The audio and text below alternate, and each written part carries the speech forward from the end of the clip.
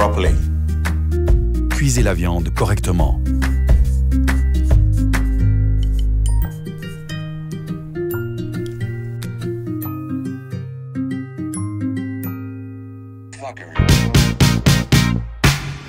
Bonsoir et bienvenue dans votre rubrique Média Presse.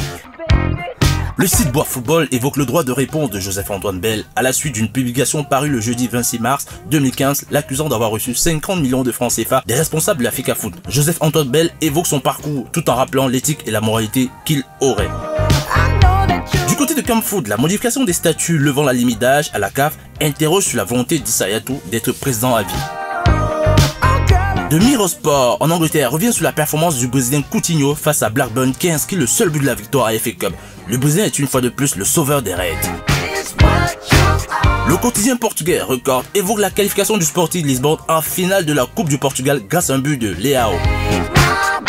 Après les excellentes performances de la Juventus et plus particulièrement de TVS, les Turinois rêvent déjà d'un triplé Scudetto, Coupe d'Italie et Ligue des Champions comme le révèle la Gazzetta dello Sport.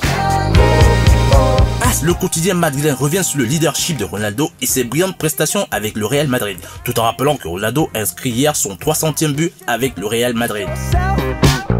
Le quotidien catalan évoque la victoire du Barça face à Almeria, 4-0. Dani Alves quant à lui demande un effort économique supplémentaire pour rester au Barça.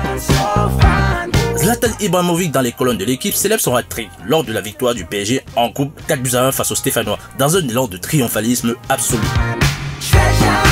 Selon France Football l'hebdomadaire, la situation de l'international français Gourcuff serait extrêmement critique. L'avenir de Yohan Gourcuff est sur toutes les lèvres. Alors qu'il arrive en fin de contrat en juin prochain, l'OL ne désespère pas de le prolonger. Mais Olas précise les conditions d'une telle conclusion. Ce sera tout, messieurs et dames, pour cette rubrique Média Presse. À très bientôt.